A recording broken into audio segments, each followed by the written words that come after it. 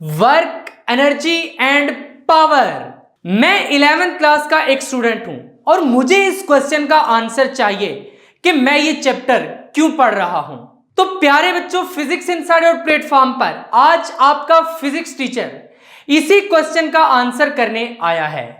इससे पहले आप chapter number 2 force and motion पढ़ चुके हैं और chapter number 3 circular and rotational motion भी पढ़ चुके हैं, लेकिन क्वेश्चन फिर भी ये रहता है कि आखिर वर्क, एनर्जी एंड पावर वाले चैप्टर को पढ़ने की क्या जरूरत है, इसको हम पढ़ क्यों रहे हैं। Chapter number 2 force and motion में हमने इस तरह के मोशन के बारे में पढ़ा था कि जब कोई बॉडी इस तरह के पाथ पर मूव कर रही हो तो वहां पर उसके मोशन को किस तरह से डिस्कस करेंगे। Chapter number 3 circular and rotational motion में हमने ये देखा कि अगर कोई बॉडी इस तरह से सर्कुलर पाथ में मूव कर रही हो तो उसके मोशन को किस तरह से अंडरस्टैंड करना है और उसके मोशन को किस तरह से डिस्कस करना है। लेकिन कहानी कुछ उस वक्त स्टार्ट होती है जब हमारे पास पाथ कुछ इस तरह का आ जाता है, यानी इस तरह का टेढ़ा मेढ़ा पाथ आ जाता है। पहले लीनियर पाथ की हमने बात की, सर्कुलर पाथ की बात की, लेकिन यहां पर अब कौन से रूल्स अप्लाई होंगे इस पाथ में। देखिए, जो हमने चैप्टर नंबर 2 पढ़ा था वहां पर हमने पढ़ा था फोर्स एंड मोशन, और वहां पर मैंने आपको बताया था जब भी कोई बॉडी मूव करती है तो ऑब्वियसली उस मोशन के पीछे कोई ना कोई फोर्स होती है। यहां पर भी जब मैंने मोशन को डिस्कस करना है, ये बॉडी है जो कि मूव कर रही है, इसके मोशन को मैंने अगर डिस्कस करना है तो मुझे क्या डिस्कस करना पड़ेगा कि यहां पर इस पे कौन कौन सी फोर्सेस एक्ट कर रही हैं। अगर यहां पर मैं ऑब्जर्व करूं तो देखिए ये बॉडी नीचे आ रही है, इसका मतलब है कि इस पर फोर्स ऑफ ग्रेविटी एक्ट कर रही है। पहली चीज फोर्स ऑफ ग्रेविटी हो जाएगी। फिर इस पे और कौन कौन सी फोर्सेस एक्ट कर रही हैं, इस पाथ की वजह से देखें इस पर कोई ना कोई नॉर्मल फोर्स भी होगी। और अब मुझे क्या करना पड़ेगा, यहां पर डिफरेंट पॉइंट्स पे फोर्स को डिस्कस करना पड़ेगा, क्योंकि अगर हम इस पाथ में टेंजेंट और नॉर्मल्स ड्रा करें तो वो डिफरेंट होंगे हर पॉइंट पर।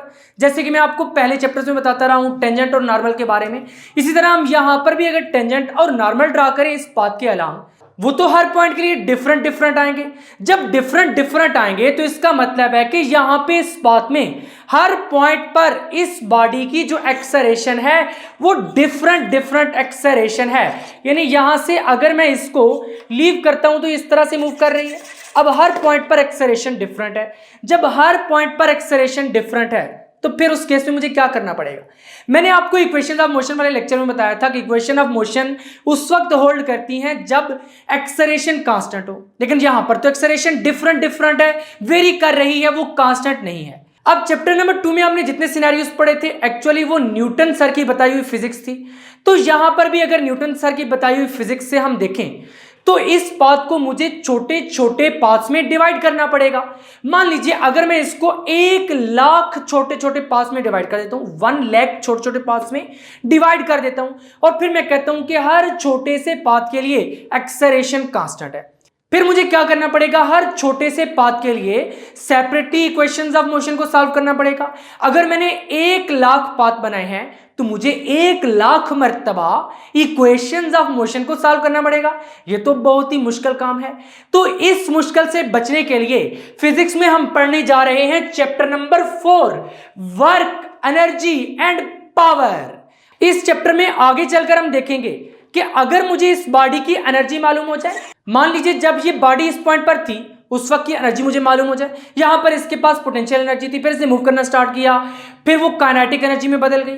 यानी यहां से अगर मैं पोटेंशियल एनर्जी को काइनेटिक एनर्जी के इक्वल रखूं तो वहां से मुझे वेलोसिटी मिल जाएगी, और इस तरह फर्दर वेरिएबल्स मिलते जाएंगे, वहां से मैं इसके मोशन को आसानी से डिस्कस कर लूंगा। तो हुआ ना आसान। देखो, अगर 1,00,000 पाथ में मैं डिवाइड करके 1,00,000 मर्तबा इक्वेशंस ऑफ मोशन लगाऊं तो ये तो शायद मैं सारी जिंदगी लगा रहा हूं तब भी नहीं सॉल्व कर पाऊंगा।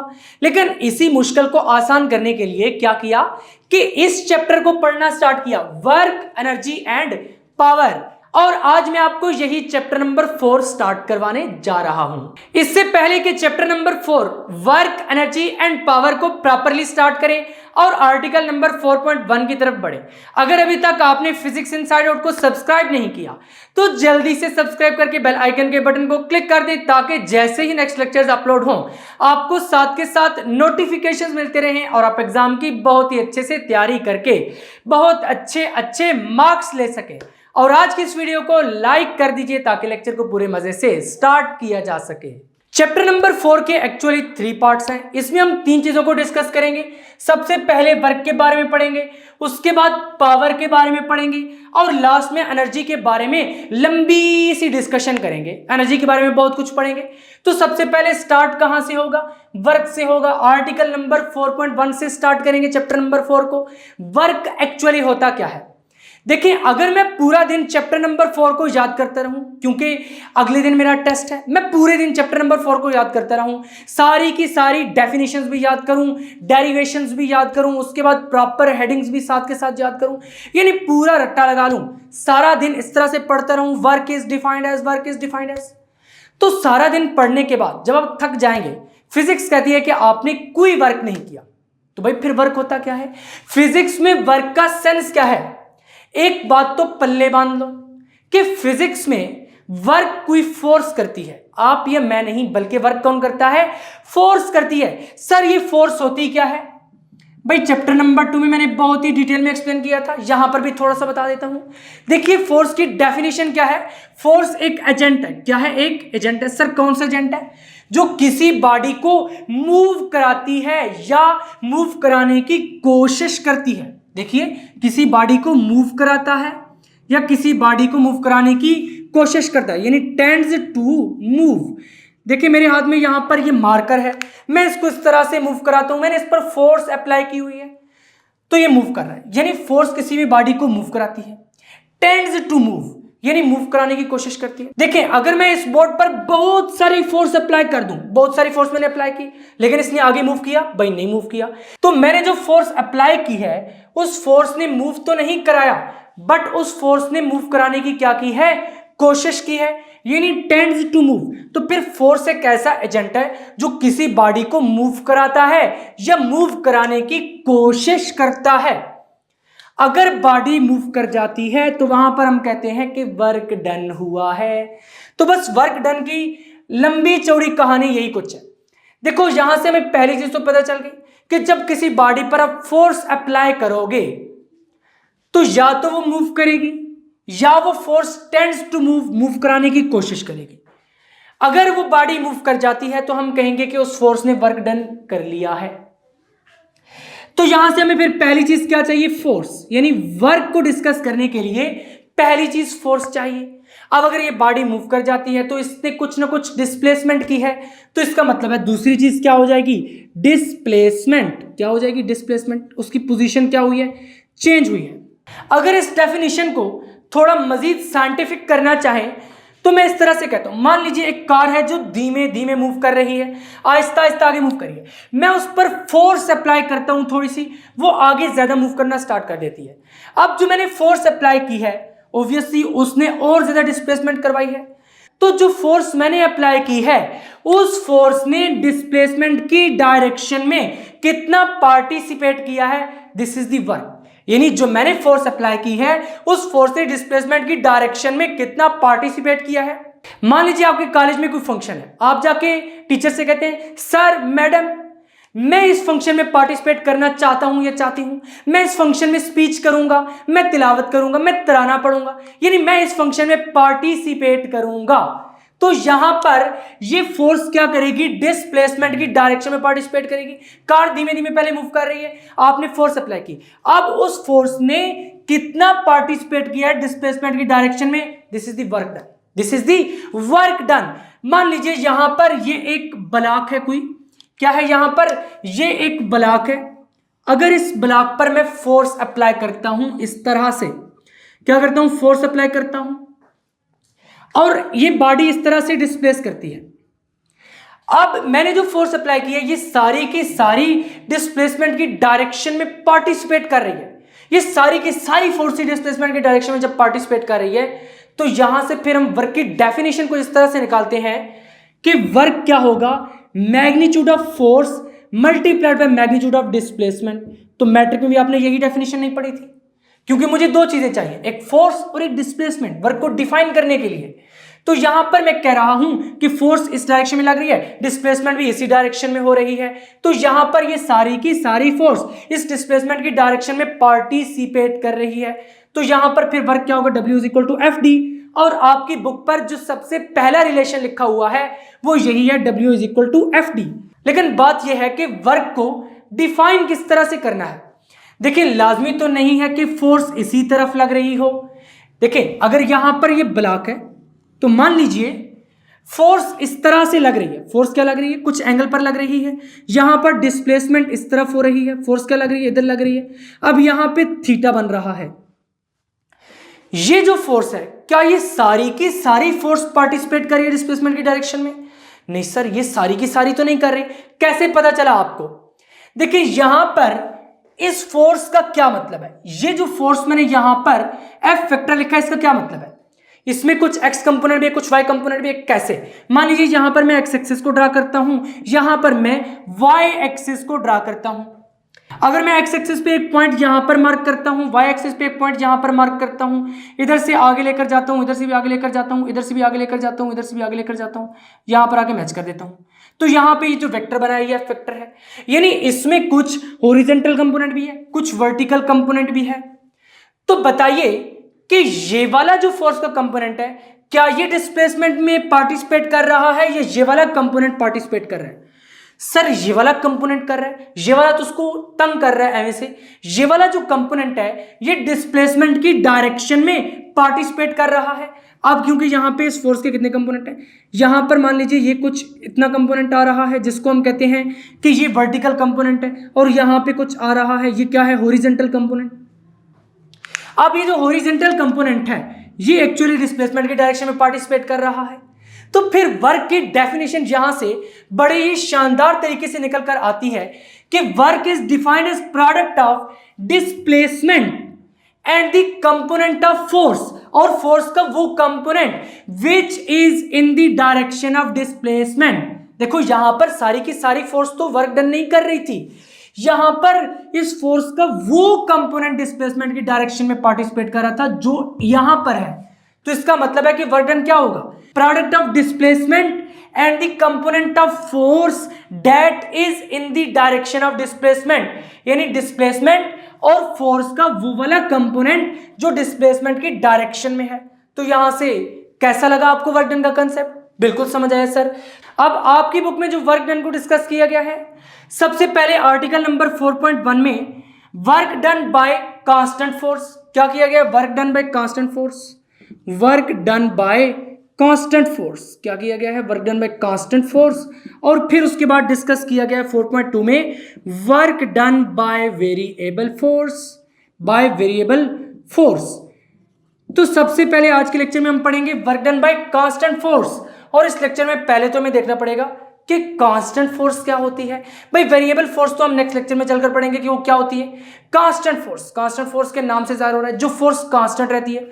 मान लो यहां पर इस फोर्स ने इसको डिस्प्लेस करवाया, इस ऑब्जेक्ट को, तो यहां पर इसने थोड़ा सा डिस्प्लेस करवाया, मान लीजिए फोर्स 3 न्यूटन है, थोड़ा सा और डिस्प्लेस करवाया फिर भी 3 न्यूटन है, यानी फोर्स 3 न्यूटन 3 न्यूटन 3 न्यूटन जितनी भी डिस्प्लेसमेंट करवाई है फोर्स कांस्टेंट रही है।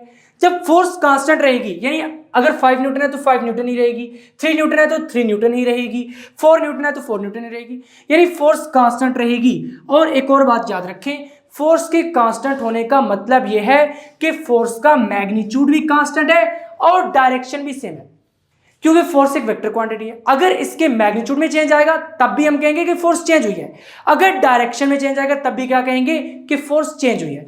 तो बाय कांस्टेंट फोर्स का मतलब यह है कि फोर्स की डायरेक्शन भी सेम है और इसका मैग्नीट्यूड भी कांस्टेंट रह रहा है। तो सबसे पहले यहां पे हेडिंग लगाते हैं work done bye constant force, और कांस्टेंट फोर्स को डिफाइन करते हैं। उसके बाद वर्क डन की यही डेफिनेशन लिखते हैं कि product of displacement and the component of force which is in direction of displacement. और उसके बाद थोड़ी सी एक्सप्लेनेशन लिखते हैं जिसमें हम ये वाला फार्मूला लिखेंगे, और फिर उसके बाद ये वाला केस डिस्कस करेंगे कि जब एंगल थीटा पर फोर्स एक्ट करती है तो फिर रिलेशन क्या बन जाता है। सबसे पहले आर्टिकल नंबर 4.1 की हेडिंग लगानी है work done bye constant force. साथ के साथ नोट्स प्रिपेयर करते रहें। मैं यहां पर आपको प्रॉपर नोट्स प्रिपेयर करवा रहा हूं, आपने बिल्कुल इसी पैटर्न पर अपने नोटबुक में भी नोट करने, एक प्रॉपर रजिस्टर बनाना है फिजिक्स का जिसमें आपने नीट एंड क्लीन प्रॉपर इस तरह हेडिंग्स की फॉर्म में नोट्स बनाने हैं, और फिर फाइनली पेपर में भी इसी तरह लिखकर आने हैं, तो वहां पर आपको बहुत ही अच्छे मार्क्स मिल सकते हैं। अब यहां पर सब कुछ वही वाला उठाकर लिख दिया जो अभी मैंने आपको बताया था। सबसे पहले कांस्टेंट फोर्स की हेडिंग लगानी है क्योंकि work done bye constant force है। देखिए फोर्स क्या है, ये एक वेक्टर क्वांटिटी है जिसे भी मैं आपको बता चुका हूं। अब इसका मैग्नीट्यूड भी है और डायरेक्शन भी है। जब फोर्स कांस्टेंट है इसको क्या मतलब है कि मैग्नीट्यूड भी कांस्टेंट है और डायरेक्शन भी सेम रहेगी, कांस्टेंट रहेगी। तो क्या मतलब है, if the magnitude and direction of force remain same, कि अगर फोर्स का मैग्नीट्यूड और डायरेक्शन दोनों सेम रहते हैं, क्योंकि वेक्टर क्वांटिटी है तो वेक्टर क्वांटिटी में दोनों चीजें आ जाती है ना, उसकी डायरेक्शन भी और उसका मैग्नीट्यूड भी। अगर मैग्नीट्यूड और डायरेक्शन दोनों सेम रहेंगे तभी हम कहेंगे कि वो फोर्स कांस्टेंट फोर्स है। अब यहां पर वर्क डन की यही वाली डेफिनेशन लिख दी है। वर्क डन हमने बॉडी बाय कांस्टेंट फोर्स से डिफाइंड एज क्या क्या है, प्रोडक्ट ऑफ मैग्नीट्यूड्स, बिल्कुल अभी मैंने आपको बताया था, magnitudes, displacement and component of force in the direction of displacement. और इस चीज का मैं आपको बहुत ही डिटेल में रीजन दे चुका हूं कि component of force in the direction of displacement ही क्यों, हम पूरी फोर्स क्यों नहीं कर सकते। देखिए जब फोर्स सारी की सारी डिस्प्लेसमेंट के अलांग होगी उस केस में तो हम लिख सकते हैं कि फोर्स इनटू डिस्प्लेसमेंट, लेकिन जब फोर्स किसी एंगल पर लगेगी तो उस वक्त हम क्या डेफिनेशन लिखेंगे, product of magnitude of displacement and component of force in the direction of displacement, यानी फोर्स का वो कंपोनेंट जो डिस्प्लेसमेंट की डायरेक्शन में है। तो यहां से आपको डेफिनेशन भी समझ आ गई। अब यहां पर ये जो एक्सप्लेनेशन है ये एक्चुअली कोई इतनी खास एक्सप्लेनेशन नहीं है, ये जस्ट इसी डेफिनेशन का थोड़ा सा स्पोर्टिंग पॉइंट कह लें या एक्सटेंडेड वर्जन कह लें। किस तरह से कहते हैं कि जब किसी भी बॉडी पर कांस्टेंट फोर्स एक्ट करती है, मान लीजिए यहां पर ये एक बॉडी है, इस पर मैं कांस्टेंट फोर्स अप्लाई कर रहा हूं, ये आगे मूव कर रही है, कांस्टेंटली मैं एक ही फोर्स अप्लाई कर रहा हूं, ये आगे मूव कर रही है। अब मैं फोर्स किस डायरेक्शन में अप्लाई करूं, इस डायरेक्शन में, डिस्प्लेसमेंट भी इसी डायरेक्शन में है। याद रखें जब फोर्स और डिस्प्लेसमेंट दोनों सेम डायरेक्शन में हो, या फिर हम ये कहें कि जो डिस्प्लेसमेंट है वो along the direction of force है। देखिए मैं फोर्स इधर अप्लाई कर रहा हूं, डिस्प्लेसमेंट भी इधर ही हो रही है, यानी force along the direction of displacement है। तो उस केस में हम कहते हैं कि सारी की सारी फोर्स पार्टिसिपेट कर रही है डिस्प्लेसमेंट की डायरेक्शन में। तो उस केस में जो वर्क डन है वो एफ डी के इक्वल हो जाता है सीधा सीधा। और यहां पर ये एफ क्या है, ये मैग्नीट्यूड ऑफ फोर्स है, डी क्या है, ये मैग्नीट्यूड ऑफ डिस्प्लेसमेंट है। अभी मैं वेक्टर्स की तरफ नहीं आया, वेक्टर्स को हम सिंपली मल्टीप्लाई नहीं कर सकते, वेक्टर्स के दो ही रूल्स होते हैं, या डॉट प्रोडक्ट या क्रॉस प्रोडक्ट से हम उसको मल्टीप्लाई करते हैं।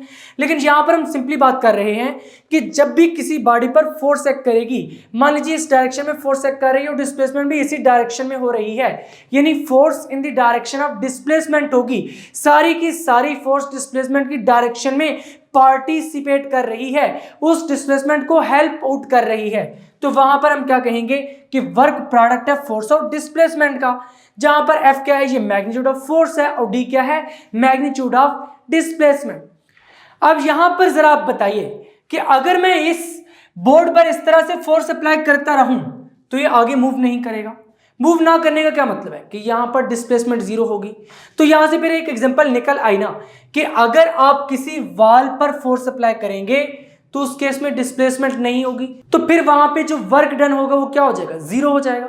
तो एक एग्जांपल की हेडिंग लगाते हैं और ये वाली छोटी सी एग्जांपल भी लिख देते हैं। यहां पर हमने एग्जाम्पल की हेडिंग लगाकर यही बात लिख दी है कि पुशिंग ऑन ए वॉल में टायर योर मसल्स, कि आप वॉल को इस तरह से पुश करते रहें, आपके मसल्स तो थक जाएंगे लेकिन वहां पर वर्क डन जीरो होगा क्योंकि डिस्प्लेसमेंट जीरो है। अभी हमने क्या पढ़ा था, W is equal to F D, जब D जीरो होगा तो W क्या हो जाएगा, जीरो हो जाएगा। ये जस्ट रफ करके मैंने आपको समझाने के लिए बताया है। तो यहां पर क्या होगा कि डिस्प्लेसमेंट एक्चुअली जीरो होगी, जब डिस्प्लेसमेंट जीरो होगी तो वर्क जीरो हो जाएगा। जितनी भी आप फोर्स लगाते रहे, जब ये मूव ही नहीं करेगी, जब मूव नहीं करेगी तो वर्क डन वहां पर क्या हो जाएगा, जीरो हो जाएगा। अभी तक हमने वर्क डन का जो सिनेरियो डिस्कस किया है वो क्या था कि फोर्स डिस्प्लेसमेंट के अलांग थी, लेकिन हमेशा ऐसे तो नहीं होता। देखिए हमेशा ऐसे तो नहीं होता कि इस तरह का ऑब्जेक्ट हो और फोर्स भी इसी तरफ लग रही हो, डिस्प्लेसमेंट भी इधर ही हो, यानी फोर्स डिस्प्लेसमेंट के अलांग हमेशा तो नहीं होती। ये तो उस केस में है कि एक रेडी है, आप उसको इस तरह से आगे मूव करा जा रहे हैं, फोर्स भी इसी डायरेक्शन में है, डिस्प्लेसमेंट भी इसी डायरेक्शन में है। लेकिन यहां पर अब हमने सिनेरियो ये डिस्कस करना है कि मान लीजिए ये इस तरह की एक बॉडी है और जो डिस्प्लेसमेंट है वो कुछ इस डायरेक्शन में हो रही है और फोर्स कुछ इस तरह से अप्लाई हो रही है, फोर्स किधर अप्लाई हो रही है, एफ वेक्टर कुछ इस तरफ है, और यहां पर जो एंगल बन रहा है वो थीटा है, जिस तरह लेक्चर के स्टार्ट में मैंने आपको बताया है। अब यहां पर ये फोर्स क्या सारी की सारी इस डिस्प्लेसमेंट की डायरेक्शन में पार्टिसिपेट कर रही है? नहीं कर रही। ये लेक्चर के स्टार्ट में आपको बात समझा चुका हूं। अब देखिए इस फोर्स के अगर हम कंपोनेंट्स बनाएं तो किस तरह से बनेंगे। यहां पर इधर एक y कंपोनेंट होगा, इधर से जब परपेंडिकुलर ड्रॉप करेंगे, यहां से जब परपेंडिकुलर ड्रॉप करेंगे तो एक x कंपोनेंट होगा। रेक्टेंगुलर कंपोनेंट्स अभी वेक्टर वाले लेक्चर में मैंने आपको बताया था कि किसी भी वेक्टर को किस तरह से आप उसके कंपोनेंट्स में रिजॉल्व कर सकते हैं। मान लीजिए यहां पर ये x एक्सिस है और यहां पर ये y एक्सिस है। अगर यहां पर भी हम ड्रा करें, इधर x एक्सिस होगा, इधर y एक्सिस होगा, और फोर्स किधर है? कुछ इस तरफ है, F वेक्टर। अब एक कंपोनेंट हम यहां से इस तरह ड्रॉप करेंगे और दूसरा कंपोनेंट हम यहां से इस तरह ड्रॉप करेंगे। यहां पर ये वाला जो कंपोनेंट होता है इसको हम क्या कहते हैं? x कंपोनेंट, और ये वाला जो कंपोनेंट होता है इसको क्या कहते हैं? y component. और यहां पर एंगल क्या है? थीटा। ए वेक्टर के केस में मैंने क्या कहा था कि यहां पर ये क्या है? a cos थीटा, तो यहां पर f है तो f cos थीटा हो जाएगा। सिमिलरली यहां पर क्या हो जाएगा? f sin theta. अब फोर्स का कौन सा कंपोनेंट इस ब्लॉक को डिस्प्लेसमेंट करवा रहा है इस डायरेक्शन में? देखिए ये वाला कंपोनेंट अगर हम ले इस तरफ, तो इस तरफ वाला कंपोनेंट इस तरफ डिस्प्लेसमेंट तो नहीं ना करवाएगा, यानी ये वाला कंपोनेंट तो फिर कुछ भी नहीं कर रहा, ये इस डिस्प्लेसमेंट की डायरेक्शन में पार्टिसिपेट ही नहीं कर रहा। तो यहां पर फिर कौन सा कंपोनेंट, यानी ये वाला जो कंपोनेंट है जो डिस्प्लेसमेंट की डायरेक्शन में, अगर इस तरह यहां पर हम ड्रॉप करें तो यहां पर ये जो कंपोनेंट बनेगा ये क्या बनेगा? f cos थीटा, यानी फोर्स का वो कंपोनेंट जो डिस्प्लेसमेंट की डायरेक्शन में है, जो डिस्प्लेसमेंट के अलोंग है। तो यहां पर वो कंपोनेंट कौन सा है? f cos theta. किस तरह से आता है यहां पर मैंने आपको बता दिया है। अब हमने डेफिनेशन क्या पढ़ी थी? Work done is defined as the product of displacement and the component of force, और फोर्स का वो component which is in the direction of displacement, जो डिस्प्लेसमेंट की डायरेक्शन में है। तो इसका मतलब है कि f cos थीटा हो जाएगा। तो f cos theta into D हम करेंगे तो वहां से क्या मिलेगा? W मिल जाएगा। W is equal to f cos theta into D, और यहां से अगर हम इसको लिखें तो W is equal to f d cos theta हो जाएगा। देखिए यहां पर f क्या है? f वेक्टर का मैग्नीट्यूड है, d क्या है? d वेक्टर का मैग्नीट्यूड है। अब जहां पर cos थीटा है, ये दो वेक्टर्स क्या हो रहे हैं? एक दूसरे के अलोंग आकर मल्टीप्लाई हो रहे हैं, यानी इसका कंपोनेंट अलोंग इस वेक्टर के। तो मैंने आपको स्केलर प्रोडक्ट वाले लेक्चर में बताया था कि जब भी दो वेक्टर्स एक दूसरे के अलोंग आकर मल्टीप्लाई होते हैं, यानी एक वेक्टर दूसरे वेक्टर की डायरेक्शन में हेल्प कर रहा होता है, तो उस केस में हम कौन सा प्रोडक्ट यूज करते हैं? Dot product. और यहां पर cos थीटा भी रिप्रेजेंट कर रहा है कि डॉट प्रोडक्ट ही होगा, तो W is equal to f vector dot d vector हो जाएगा। अब यहां पर क्योंकि डॉट प्रोडक्ट का जो रिजल्ट है वो स्केलर होता है, तो इसलिए वर्क डन क्या हो जाएगा? ये स्केलर क्वांटिटी हो जाएगा। तो यहां पर फिर हम मैथमेटिकल फॉर्म की हेडिंग लगाते हैं। क्या हेडिंग लगाते हैं? Mathematical form. मैथमेटिकल फॉर्म की हेडिंग लगाकर नीचे ये वाली सारी मैथमेटिकल फॉर्म लिख देते हैं। सबसे पहले इस डायग्राम को इधर ड्रा करते हैं और नीचे ये वाली मैथमेटिकल फॉर्म उठाकर लिख देते हैं। बहुत ही आसान सा कंसेप्ट था। यहां पर अब हमने ये वाली डायग्राम इस तरफ बना दी है, वही वाली एज इट इज डायग्राम यहां पर बनाई है। अब फिर इस डायग्राम के बारे में पहले आपने 2-3 सेंटेंसेस लिखने हैं किस तरह से कि ये जो फोर्स है अगर ये इस डिस्प्लेसमेंट डी वेक्टर के साथ एक एंगल बना रही है थीटा, तो उस केस में क्या होगा? वर्क डन प्रोडक्ट होगा इस डिस्प्लेसमेंट और component of force along the direction of displacement, जिस तरह मैंने आपको बताया था। तो यहां पर भी हमने वही लिखा है, the work done is equal to the product of, यानी प्रोडक्ट होगा किसका? Component of force along the direction of displacement, component of force जो कि डायरेक्शन ऑफ डिस्प्लेसमेंट के अलोंग है, and the magnitude of displacement, और ये जो डिस्प्लेसमेंट है इसका मैग्नीट्यूड। तो फिर यहां पर क्या हो जाएगा? W is equal to component of force along the direction of displacement f cos theta into magnitude of displacement which is d. This implies that W is equal to f d cos theta हो जाएगा। यहां पर अब अगर हम इसको vector form में लिखना चाहें तो अभी मैंने आपको बताया था किस तरह से लिखेंगे, W is equal to f vector dot d vector. सारा वही वाला काम यहां पर कर दिया जो कि अभी मैंने आपको समझाया था। तो अब यहां पर जो डॉट प्रोडक्ट है ये एक्चुअली क्या रिप्रेजेंट कर रहा है? देखिए डॉट प्रोडक्ट का फिजिकल मीनिंग ये है कि एक वेक्टर दूसरे वेक्टर की डायरेक्शन में कितना कंट्रीब्यूट कर रहा है, यानी f वेक्टर डी वेक्टर की डायरेक्शन में कितना कंट्रीब्यूट कर रहा है, that would be F vector dot D vector. Lecture के स्टार्ट में मैंने आपको क्या बताया था कि वर्क डन क्या है, कि फोर्स डिस्प्लेसमेंट की डायरेक्शन में कितना कंट्रीब्यूट कर रही है।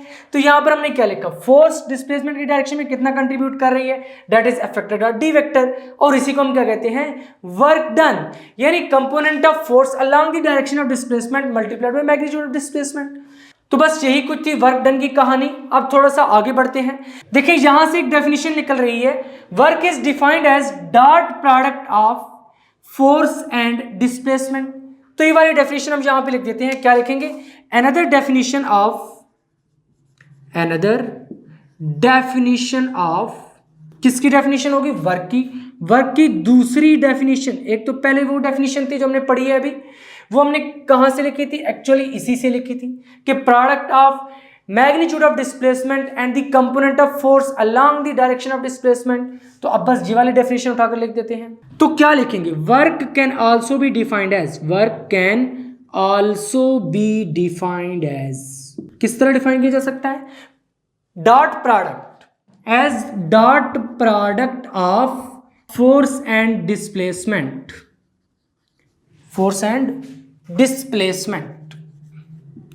तो यहां से फिर एक और डेफिनेशन क्या मिली कि फोर्स और डिस्प्लेसमेंट का आपस में डॉट प्रोडक्ट लेने से क्या मिलता है, वर्क। अब चलते हैं कि वर्क को मेजर किस में किया जाता है, वर्क का यूनिट क्या है उसको डिस्कस करेंगे, और उसके बाद फिर वर्क के डायमेंशंस क्या है वो भी तो देखने हैं। तो यहां तक आपको इतनी बात तो पता चल चुकी है कि वर्क एक स्केलर क्वांटिटी है, क्योंकि डॉट प्रोडक्ट का रिजल्ट क्या होता है, स्केलर क्वांटिटी। तो यहां पर फिर हम यही लिखेंगे कि वर्क एक स्केलर क्वांटिटी है जिसका यूनिट ये है और डायमेंशन ये है। तो चलिए जरा लिखते हैं, यहां पर यूनिट की हेडिंग लगाकर सबसे पहले हमने ये बता दिया है कि वर्क एक स्केलर क्वांटिटी है, जैसे भी मैंने आपको बताया W is equal to F vector dot D vector है, और डॉट प्रोडक्ट का जो रिजल्ट होता है वो क्या होता है, स्केलर क्वांटिटी। तो वर्क क्या हो जाएगी, एक स्केलर क्वांटिटी। अब इसका यूनिट हमने किस तरह से डिस्कस किया, यहां पर थोड़ा सा रफ वर्क करते हैं इस साइड पर। अब वर्क हमने क्या पढ़ा, W is equal to F D. देखिए फोर्स का यूनिट क्या होता है, न्यूटन, और डिस्प्लेसमेंट का यूनिट क्या है, मीटर। इसका मतलब है कि जो 1 जूल, वर्क का वैसे यूनिट जूल होता है, वर्क एक डिराइव्ड क्वांटिटी है और इसका जो डिराइव्ड यूनिट है दैट इज जूल। तो joule is equal to newton metre, यानी 1 joule is equal to 1 newton metre. तो यहां से फिर हमने ये लिख दिया, इट्स ऐसा unit is newton metre also known as joule. इसको हम क्या लिखते हैं, जूल भी लिखते हैं। अब यहां पर एक्चुअली जो जूल है ये एक साइंटिस्ट का नाम है। आपने पढ़ा हुआ है कि जो साइंटिस्ट का नाम है उसका फर्स्ट अल्फाबेट कैपिटल होता है, लेकिन जब मैंने आपको फर्स्ट चैप्टर में कन्वेंशंस ऑफ यूजिंग ऐसा यूनिट्स पढ़ाए थे, वहां पर बताया था कि जब आप कंप्लीट वर्ड की फॉर्म में यूनिट लिख रहे हो तो चाहे साइंटिस्ट का नाम ही क्यों ना हो, आपने फर्स्ट लेटर को कैपिटलाइज नहीं करना बल्कि स्मॉल ही लिखना है। अब इसका सिंबल क्या होता है, कैपिटल जे, सिंबल में हम इसको कैपिटल जे लिखते हैं। नेक्स्ट आते हैं डायमेंशन। देखें वर्क डन के डायमेंशन क्या होंगे, फोर्स है, डिस्प्लेसमेंट है। अब यहां पर फोर्स कहां से निकलती है, ma, मास की डायमेंशन क्या है, कैपिटल M, और एक्सेलरेशन के डायमेंशन क्या है, LT पावर -2। चैप्टर नंबर 1 को जरा याद कीजिए, ये सारी चीजें मैंने आपको पढ़ाई हुई है। उसके बाद दूसरी चीज क्या है, डिस्प्लेसमेंट का यूनिट क्या है, मीटर, और डिस्प्लेसमेंट का डायमेंशन क्या होता है, कैपिटल L, क्योंकि ये लेंथ है ना एक, तो यहां पर कैपिटल L हो जाएगा। तो यहां से फिर डायमेंशन क्या बन जाएंगे, ML का स्क्वायर। देखिए L और L जब आपस में मिलेंगे तो L पावर 1 + 1 तो L स्क्वायर हो जाएगा और T पावर -2। इसी तरह से इसका मतलब है कि dimension of work is ML² T power -2। किस तरह से लिखेंगे, the dimension of work is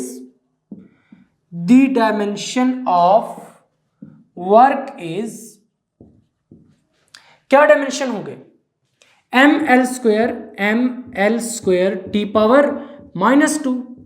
तो यहां पर आपने इसका यूनिट भी पढ़ लिया, डायमेंशन पढ़ लिया। वर्क को जब भी हम यूजुअली मेजर करते हैं तो जूल में ही मेजर करते हैं कि इतने जूल वर्क हुआ है। अब यहां पर एक्चुअली पेपर में एक क्वेश्चन आता है, व्हाट इज जूल, कि जूल को डिफाइन करें। तो यहां पर फिर एक और हेडिंग आप लगवाएंगे, डेफिनेशन ऑफ जूल, कि जूल की डेफिनेशन क्या है। देखिए यहां पर जूल किसकी इक्वल है, 1 newton metre. When 1 Newton force acts on a body and body covers a distance of 1 meter in the direction of force, then the work is 1 joule. देखिए यहां से हम डेफिनेशन निकालते हैं जूल की, क्योंकि 1 जूल 1 न्यूटन मीटर की equal है, यानी work done is said to be 1 joule. Work done को 1 जूल कहा जाएगा when 1 Newton force acts on a body and body covers a distance of 1 meter in the direction of force. तो बड़ी आसान सी definition है, यहां पर लिख देते हैं. The work is said to be 1 joule. The work done is said to be 1 joule. 1 joule. Work को कब कहेंगे 1 joule? When 1 Newton force acts on a body, when 1 Newton force acts on a body and body covers a distance, और body क्या करती है? Distance cover करती है. covers a distance of 1 meter. कितना distance? Distance of 1 metre in the direction of force, force की direction में. तो यहां से आपको बात समझ आ चुकी है. देखिए सब में 1 पुट कर दे. वर्क कितना होगा? 1 जूल. जब फोर्स कितनी होगी? 1 न्यूटन. और डिस्टेंस, क्योंकि यहां पर हम डिस्प्लेसमेंट का मैग्नीट्यूड ले रहे हैं, तो डिस्प्लेसमेंट का मैग्नीट्यूड क्या होता है? डिस्टेंस. तो वर्क 1 जूल. वर्क कितना है? 1 जूल है. जब फोर्स क्या है? 1 न्यूटन है. डिस्टेंस क्या है? 1 मीटर है. तो यही कुछ कहानी थी. Work is said to be 1 joule. Work को हम क्या कहेंगे? 1 जूल कहेंगे. When 1 newton force acts on a body, जब 1 न्यूटन फोर्स बॉडी पर एक्ट करेगी और बॉडी कवर करेगी distance of 1 metre, 1 metre distance cover करेगी in the direction of force में. तो यहां से ये चीज आपको अच्छी तरीके से क्लियर हो चुकी है कि जूल को आपने डिफाइन किस तरह से करना है. अब नेक्स्ट बात आती है, यहां पर थोड़ा रफ साइड पे करते हैं. हमने रिलेशन क्या पढ़ा है? W is equal to F cos theta into D. पहले यही पढ़ा था, यहीं से फिर F D cos theta F vector dot D vector हमने यहां पे डिस्कस किया था. अब यहां पर देखें, जब ये थीटा चेंज होगा तो ऑब्वियसली ये वर्क डन भी तो चेंज होगा. इसका मतलब है कि जब एक कांस्टेंट फोर्स वर्क डन करेगी, फोर्स तो कांस्टेंट है, कांस्टेंट फोर्स वर्क डन कर रही है, लेकिन जब थीटा चेंज होगा तो यहां से फिर वर्क डन मैक्सिमम मिनिमम या उनके दरमियान कुछ आएगा. इट्स मीन के यहां से हम स्पेशल केसेस फिर निकाल सकते हैं. जब theta is equal to 0 degree होगा उस केस में वर्क कितना आएगा?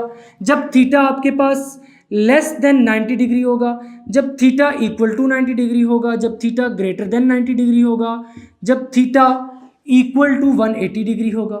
यानी ये वाले सारे केसेस थीटा के डिफरेंट वैल्यूज के लिए वर्क क्या आता है. अब हमने इसी चीज को यहां पर डिस्कस करना है, तो नेक्स्ट हेडिंग लगाएंगे स्पेशल केसेस. यहां पर अब नेक्स्ट हेडिंग हमने लगा दी है स्पेशल केसेस. तो यहां पे स्पेशल केसेस डिस्कस करने हैं. जब थीटा 0 होगा, theta less than 90 degree, theta equal to 90 degree, theta greater than 90 degree, theta equal to 180 degree. ये सारे के सारे केसेस डिस्कस करेंगे. एक जो आपकी बुक पर लिखा हुआ वर्क स्केलर क्वांटिटी, ये तो एक उसका कैरेक्टरिस्टिक है, वो हमने ऑलरेडी डिस्कस कर लिया है. अब स्पेशल केसेस की तरफ आते हैं.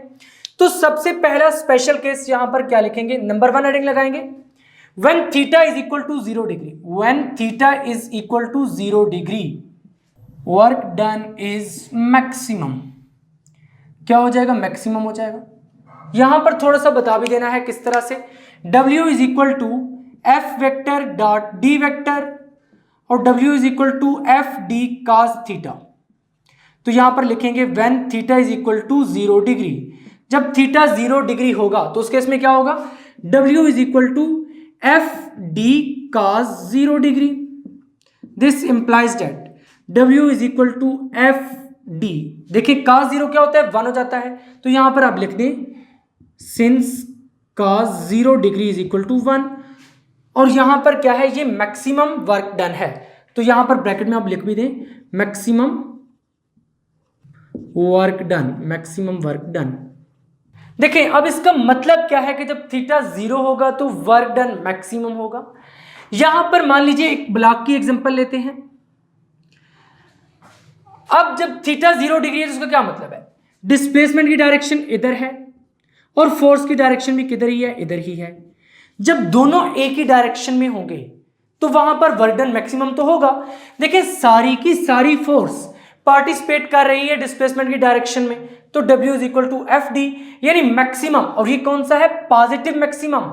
तो यहां पर फिर हम इस तरह से कर देते हैं, when theta is equal to 0 degree work done is positive maximum, positive maximum.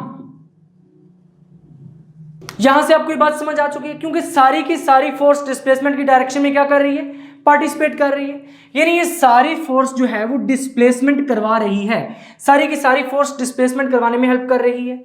अब सेकंड केस क्या होगा, जब थीटा लेस देन 90 डिग्री होगा तो किस तरह से लिखेंगे, when theta less than 90 degree, when theta is less than 90 degree work done is positive, work done is positive.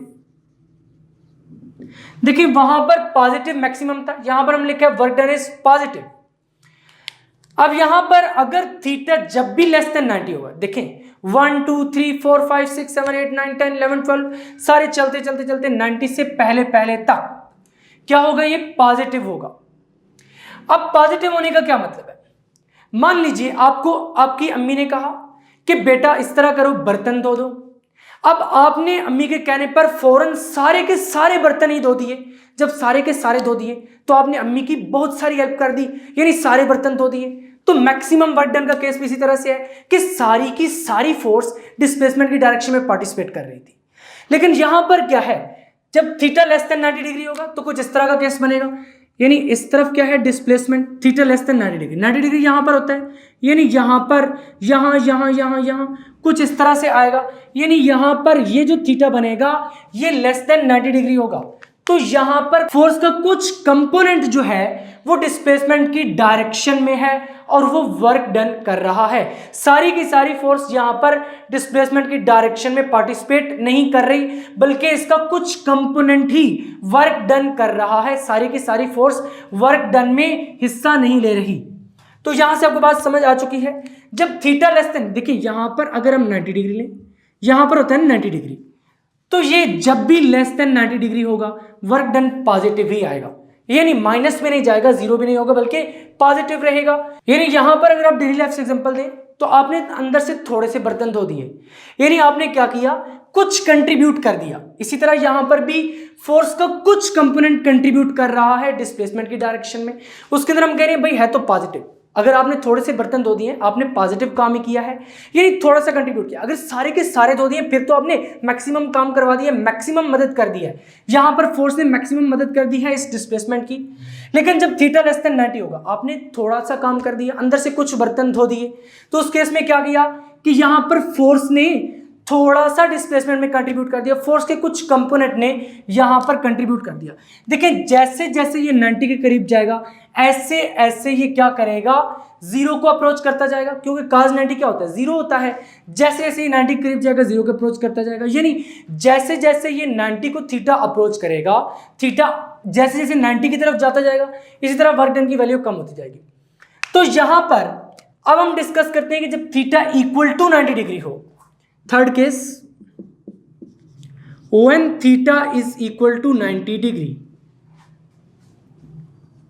Work done is zero, work done is zero. कैसे होता है इसको भी जरा डिस्कस करते हैं। W is equal to F vector dot D vector, this implies that, यहां पर भी आप इंप्लाइज डाल दीजिए। तो W is equal to F D cos theta when theta is equal to 90 degree. तो इस केस में क्या हो जाएगा, W is equal to F D cos 90 degree. जब cos 90 डिग्री होगा तो इस केस में क्या होगा कि W is equal to F D into zero, F D into zero. तो यहां पर क्या हो जाएगा कि this implies that W is equal to zero, यानी no work done, no work done, कि कोई वर्क डन हुआ ही नहीं है। तो यहां पर आप सिंस करके लिख देंगे cos 90 degree is equal to zero. इसका क्या मतलब है कि जब cos 90 है तो फोर्स सारी की सारी क्या लग रही है, डिस्प्लेसमेंट अगर इस तरफ है तो फोर्स सारी की सारी डिस्प्लेसमेंट के परपेंडिकुलर है। यहां पर एंगल 90 डिग्री बन रहा है। भाई ये वाली जो फोर्स है अगर ये इस डायरेक्शन में लग रही है तो यहां पर ये डिस्प्लेसमेंट की डायरेक्शन में तो कुछ भी कंट्रीब्यूट नहीं कर रही। यहां पर फोर्स क्या है, परपेंडिकुलर है, यानी ये फोर्स इस तरफ डिस्प्लेसमेंट कराने में कोई वर्क नहीं कर रही। जैसे यहां पर ये मार्कर मैं इस तरह से उठाकर खड़ा रहूं तो क्या मैं कोई वर्क कर रहा हूं, नहीं कर रहा, मैं फोर्स तो अप्लाई कर रहा हूं। देखिए यहां पर अगर मैं इन मार्कर्स को ऊपर उठा के रखता हूं और इस तरह मूव करता रहता हूं, पूरा दिन मूव करता रहता हूं, तो जो फोर्स मैंने मार्कर्स पर लगाई हुई है क्या वो इनको आगे मूव करा रही है? भाई वो फोर्स तो नहीं करा रही।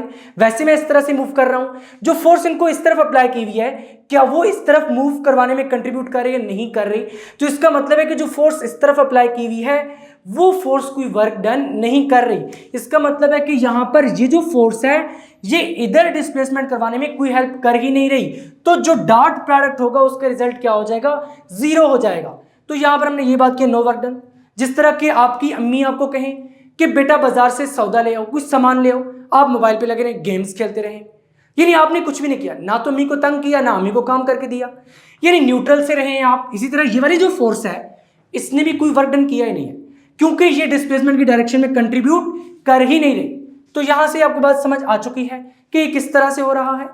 चलिए अब नेक्स्ट केस डिस्कस करते हैं, जब थीटा ग्रेटर देन 90 डिग्री होगा और जब थीटा इक्वल टू 180 डिग्री होगा। नेक्स्ट हेडिंग लगाएंगे फोर्थ केस की, when theta is greater than 90 degree. देखिए जब थीटा 90 डिग्री से ग्रेटर होता है वहां पर फिर कास की वैल्यूज नेगेटिव होना स्टार्ट हो जाती हैं। जब कास की वैल्यूज नेगेटिव होंगी तो वर्क डन क्या होगा, वो नेगेटिव होना स्टार्ट हो जाएगा।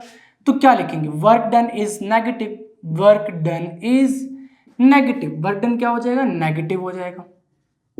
अब इसकी एग्जांपल क्या है, देखिए अगर आपको अम्मी कहती हैं कि बेटा ये बर्तन धो दो, आप उसमें से 3-4 बर्तन तोड़ देते हैं, तो यहां पर अब आपने क्या किया है, अम्मी को तंग किया है।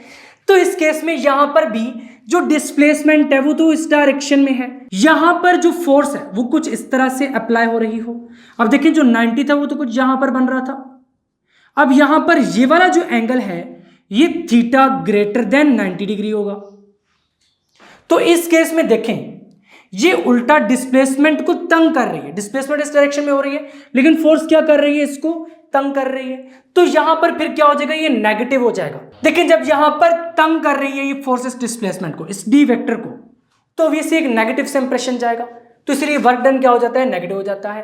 प्रैक्टिकल एग्जांपल्स भी आगे चलकर मैं आपको देता हूं कि फिजिक्स में इसकी क्या एग्जांपल है। पहले इससे अगले वाला केस डिस्कस करते हैं। When theta is equal to 180 degree, जब थीटा 180 डिग्री होगा तो उस केस में क्या होगा, देखिए cos 180 डिग्री क्या होता है, -1, यानी यहां पर फिर वर्क डन क्या हो जाएगा, मिनिमम हो जाएगा।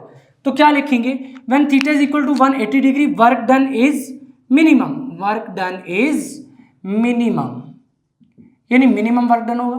किस तरह से, देखिए किस तरह से हम लिखते हैं, W is equal to F vector dot D vector और W is equal to F D cos theta when theta is equal to 180 degree. तो उस केस में क्या हो जाएगा, W is equal to F D cos 180 degree. This implies that W is equal to F D into -1, और यहां पर आप सिंस करके लिख भी दें कि cos 180 डिग्री क्या होता है, -1, cos 180 degree is equal to -1 and this implies that W is equal to -FD, और साथ ब्रैकेट में लिख दीजिए मिनिमम। यानी जब थीटा 180 डिग्री होगा तो यहां पर वर्क डन क्या आ रहा है, मिनिमम। मिनिमम का मतलब है कि नेगेटिव आ रहा है, इससे ज्यादा नेगेटिव नहीं हो सकता, यहां पर इतना ही नेगेटिव होगा -FD। जब थीटा ग्रेटर देन 90 डिग्री था, यानी 91, 92, 93 लेस देन 180 डिग्री और ग्रेटर देन 90 डिग्री, तो उस केस में जस्ट नेगेटिव आ रहा था। लेकिन जब ये पूरा 180 डिग्री हो जाएगा, यानी डिस्प्लेसमेंट कुछ इस तरफ है डी वेक्टर और जो फोर्स है वो कुछ इस तरफ है, यानी फोर्स डिस्प्लेसमेंट से बिल्कुल ऑपोजिट है, डिस्प्लेसमेंट को टोटली तंग कर रही है। जैसे आपको अम्मी ने कहा कि बर्तन धो दो, आपने सारे के सारे बर्तन ही तोड़ दिए, तो वहां पर आपने क्या किया, सारा काम ही उल्टा कर दिया, यानी टोटली मिनिमम नेगेटिव, पूरा पूरा नेगेटिव आ जाएगा। तो यहां पर फिर ये W is equal to -FD है। अब प्रैक्टिकल इसकी एग्जांपल क्या है इन दोनों केसेस की, देखें जब कोई भी कार रोड पर मूव करती है वहां पर आपको मालूम है कि फ्रिक्शन हो रही होती है रोड और उन टायर्स के दरमियान, और याद रखें कि जो फोर्स ऑफ फ्रिक्शन है ये हमेशा ऑपोजिट होती है। देखिए अगर बॉडी इस तरफ मूव कर रही है तो फोर्स ऑफ फ्रिक्शन इस तरफ होगी। अब डिस्प्लेसमेंट बॉडी किधर कर रही है, इस तरफ, फोर्स ऑफ फ्रिक्शन इस तरफ है, तो यहां पर हम कहेंगे कि जो फोर्स ऑफ फ्रिक्शन ने वर्क डन किया है वो क्या है, नेगेटिव। या फिर इससे आसान एग्जांपल मैं आपको देता हूं, मान लीजिए मैं इस मार्कर को ऊपर फेंकता हूं, जब मैं ऊपर फेंकूंगा, मान लीजिए जहां से मैंने फोर्स अप्लाई की ये ऊपर चला गया, जब ऊपर गया ये मार्कर तो उस केस में क्या हुआ कि इस पर ग्रेविटी तो एक्ट कर रही थी। मान लीजिए यहां पर ये मार्कर था, ये ऊपर गया इस तरह से, इस पर फोर्स अप्लाई की गई, ये ऊपर चला गया और डिस्प्लेसमेंट की डायरेक्शन किधर है, इस तरफ है। अब फोर्स ऑफ ग्रेविटी किधर एक्ट करिए, ग्रेविटी हमेशा डाउनवर्ड एक्ट करती है, फोर्स ऑफ ग्रेविटी इस तरफ एक्ट कर रही है, यानी जो इसका वेट है। अब ये जो फोर्स ऑफ ग्रेविटी है इसने जो इस मार्कर पे वर्क डन किया दैट वुड बी नेगेटिव, क्योंकि फोर्स ऑफ ग्रेविटी इस डिस्प्लेसमेंट की डायरेक्शन से अपोजिट है। तो हमने क्या कहा था कि वर्क हमेशा कोई भी फोर्स करती है, तो यहां पर जो फोर्स ऑफ ग्रेविटी ने इस मार्कर पे वर्क डन किया है दैट इज नेगेटिव। यहां पर ये चीज आपको समझ आ चुकी है। एक और एग्जांपल मैं आपको दे देता हूं। मान लीजिए आप एक लिफ्ट में हैं, एलिवेटर में हैं, आप क्या कर रहे हैं, ऊपर जा रहे हैं। अब जो लिफ्ट है वो तो ऊपर मूव कर रही है, यानी डिस्प्लेसमेंट किधर होगी, ऊपर की तरफ। वहां पर आप पे फोर्स ऑफ ग्रेविटी भी तो एक्ट कर रही है, उसकी डायरेक्शन किधर होगी, डाउनवर्ड होगी। तो फोर्स ऑफ ग्रेविटी उस वक्त जो आप पे वर्क डन कर रही है that would be negative work done. तो ये थी कुछ प्रैक्टिकल एग्जांपल्स इन स्पेशल केसेस की कि नेगेटिव वर्क डन का मतलब क्या है। पॉजिटिव तो आपको समझ आ चुकी है कि जिधर फोर्स लग रही है उधर डिस्प्लेसमेंट हो रही है, डेट से वो तो केस एंड हो गया। ये वाला भी आपको समझ आ गया, ये भी समझ आ गया। नेगेटिव में यूजुअली स्टूडेंट्स कंफ्यूज रहते हैं, तो उसकी मैंने आपको कुछ एग्जांपल दे दिए हैं, यहां से आपको इजीली समझ आ जाएगा। तो अब नेक्स्ट बढ़ते हैं कि अगर हमने work done by a constant force को ग्राफिकली डिस्कस करना है तो किस तरह से करेंगे। देखिए फिजिक्स में ग्राफ्स की बड़ी इंपॉर्टेंस है। पहले हमने सेकंड चैप्टर में कुछ ग्राफ पढ़े थे इक्वेशंस ऑफ मोशन की डेरिवेशन में, वेलोसिटी टाइम ग्राफ। और यहां पर एक्चुअली क्या है, दो चीजें, फोर्स है, डिस्प्लेसमेंट है, और यहां पर फोर्स और डिस्प्लेसमेंट के दरमियान ग्राफ पढ़ेंगे। तो चलिए जरा ग्राफिकल रिप्रेजेंटेशन भी देखते हैं। तो नेक्स्ट यहां पर हेडिंग लगा दी है ग्राफिकल रिप्रेजेंटेशन ऑफ वर्क, कि वर्क को ग्राफिकली किस तरह से रिप्रेजेंट किया जाता है। पहले थोड़ा सा रफ वर्क करते हैं, इस ग्राफ के बारे में आपको बताऊंगा कि एक्चुअली ये ग्राफ है क्या। देखिए कोई भी ग्राफ बनाने के लिए दो चीजें लाजमी है। पहले उसका एक्सेस होना चाहिए, एक एक्स एक्सेस और एक वाई एक्सेस। तो पहले हम ले लेते हैं एक्स एक्सेस, यहां पर एक्स एक्सेस हो और यहां पर मान लीजिए ये क्या है, वाई एक्सेस है। और नेक्स्ट जो थिंग है वो ये है कि आपने कौन से वेरिएबल को कौन से एक्सेस के अलॉन्ग लिया है। यहां पर मैं डिस्प्लेसमेंट को इधर ले लेता हूं और फोर्स को इधर ले लेता हूं। अब मान लीजिए कि यहां पर कुछ स्केल है, ये 1 मीटर डिस्प्लेसमेंट हुई, यहां पर ये 2, यहां पर 3 मीटर, यहां पर 4 मीटर, यहां पर 5 मीटर, जस्ट आपको समझाने के लिए। और यहां पर मान लीजिए ये 1 न्यूटन फोर्स है, यहां पर 2 न्यूटन फोर्स है, यहां पर 3 न्यूटन फोर्स है।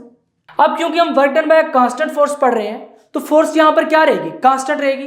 कांस्टेंट रहने का मतलब है कि अगर हम 3 न्यूटन फोर्स ले रहे हैं तो ये 3 न्यूटन रहेगी थ्रू आउट। अगर बॉडी ने डिस्प्लेस किया है 1 मीटर तक तो फोर्स कितनी थी, 3 न्यूटन। 3 न्यूटन फोर्स ने 1 मीटर तक डिस्प्लेस किया है, अभी भी फोर्स कम नहीं हुई बल्कि 3 न्यूटन ही है। तो उसी 3 न्यूटन फोर्स ने मजीद डिस्प्लेसमेंट करवाई है 2 मीटर तक, फिर 3 मीटर तक मजीद डिस्प्लेसमेंट उसी फोर्स ने कराई है। यानी इसी तरह डिस्प्लेसमेंट हो रही है और फोर्स क्या रह रही है, कांस्टेंट रह रही है। और मान लीजिए कि 5 मीटर तक क्या हुई है, डिस्प्लेसमेंट हुई है।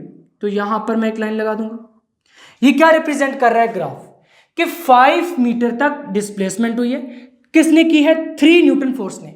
एक बॉडी है जिस पर 3 न्यूटन फोर्स अप्लाई की गई है और उसने 5 मीटर डिस्प्लेस किया, यहां पर पॉइंट आ रहा है। अब देखें अगर मैं यहां से वर्क निकालना चाहता हूं किस तरह से निकालूंगा, फोर्स क्या है, 3 न्यूटन है और डिस्प्लेसमेंट क्या है, यहां पर मान लीजिए वो 5 मीटर है डिस्टेंस, क्योंकि मैग्नीट्यूड्स की बात कर रहे हैं। तो यहां पर क्या हो जाएगा, एफ डी, क्योंकि W is equal to F D है तो 3 मल्टीप्लाइड बाय 5 न्यूटन मीटर, तो ये 15 जूल हो जाएगा। अब ये 3 मल्टीप्लाइड बाय 5 का क्या मतलब है, यहां से यहां तक ये 5 था, यहां से यहां तक ये 3 न्यूटन थी। तो मैंने एक्चुअली किया क्या है, ये एक रेक्टेंगल बन गई है, इसकी इस साइड को और इसकी इस साइड को मैंने आपस में मल्टीप्लाई कर दिया है। अगर इस पॉइंट को मैं O पॉइंट कहूं, इसको मैं P कहूं और इसको मैं Q कहूं, तो मैं क्या कह सकता हूं, मैंने OP और OQ को आपस में मल्टीप्लाई किया, यानी OQ में क्या आ रहा है, फोर्स आ रही है 3 न्यूटन, और OP में क्या आ रहा है, डिस्टेंस आ रहा है 5 मीटर OP। अगर हम इसको एक रेक्टेंगल माने तो ये रेक्टेंगल की एक साइड है, ये रेक्टेंगल की दूसरी साइड है। तो इससे पता ये चला कि हम एक रेक्टेंगल की दो कंसेक्टिव साइड्स को मल्टीप्लाई करें आपस में, तो जब किसी भी रेक्टेंगल की विड्थ और लेंथ को मल्टीप्लाई किया जाता है तो वहां पर क्या निकल कर आता है, एरिया ऑफ द रेक्टेंगल। तो यहां पर भी मैंने यही नहीं किया कि इसकी लेंथ और इसकी विड्थ को आपस में मल्टीप्लाई कर दिया है, ओ की और ओपी को, तो यहां से एक्चुअली क्या निकल कर आएगा, area of rectangle, area of rectangle. तो इसको मैं जरा शेड कर देता हूं यहां पर, यही है एरिया ऑफ रेक्टेंगल, ये सारा रेक्टेंगल ने एरिया कवर किया है। तो यहां पर अब इस एरिया को जरा देखिए, ओपी हमने लिया था, ये एक्चुअली क्या था, डी। तो यहां पर ये जो ओ क्यू है ये क्या था, ये थी फोर्स, एफ इंटू डी।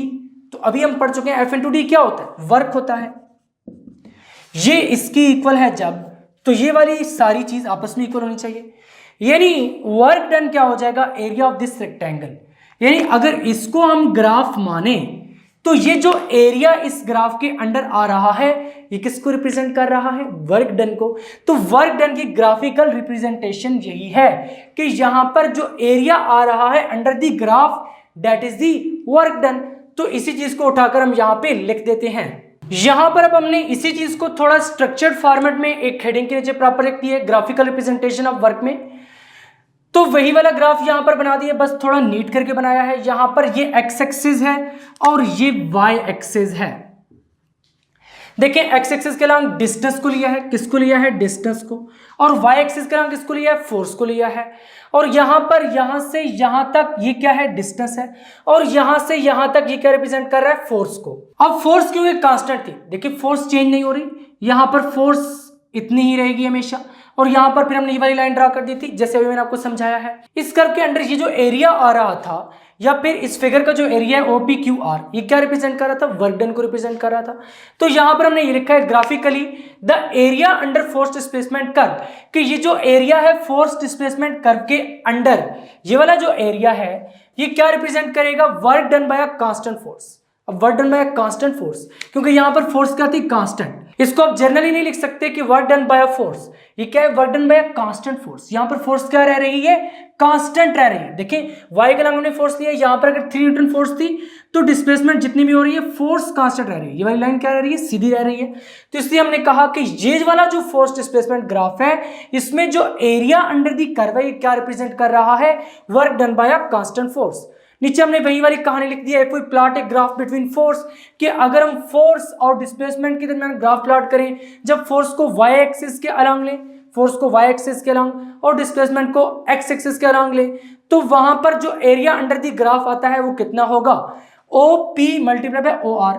देखें ये एक फिगर बन रही है, एक रेक्टेंगल सी बन रही है, इसका एरिया कैसे फाइंड करेंगे, इसकी इस साइड और इस वाली साइड को आपस में मल्टीप्लाई कर देंगे, तो एरिया अंडर द ग्राफ, इस ग्राफ का जो एरिया हो जाएगा, इस कर्व के अंडर जो एरिया हो जाएगा वो कितना हो जाएगा, O P multiplied by O are.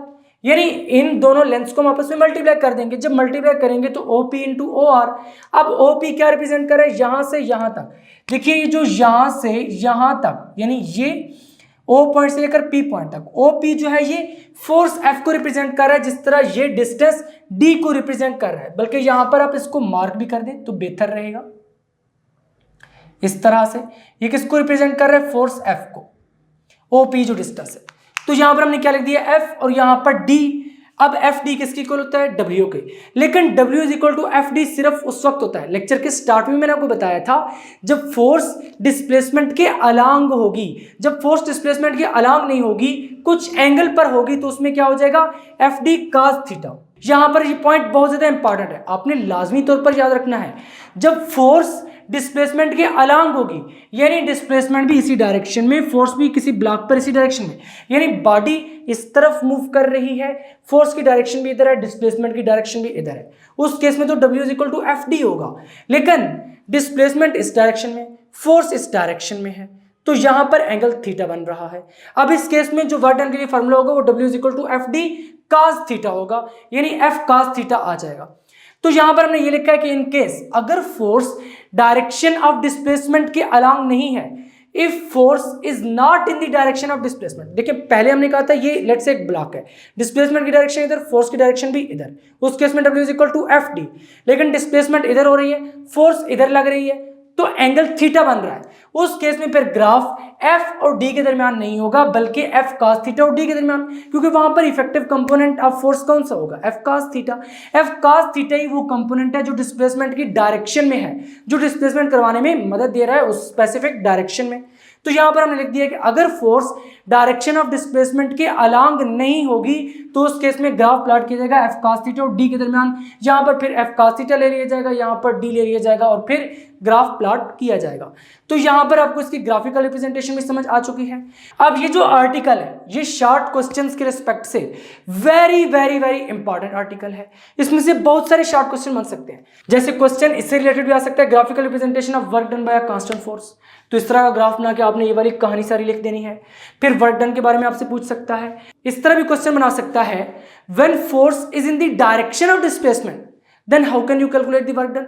तो इस तरह मैंने आपको लेक्चर में बताया कि उस वक्त आप W = FD से करेंगे। या फिर इस तरह भी क्वेश्चन दे सकता है, when force is making an angle theta with displacement then how can you calculate the work done, then we can calculate work done by W = FD cos theta। जो मैथमेटिकल फॉर्म लिखवाई थी आपने वो वाली सारी उठाकर लिख देनी है।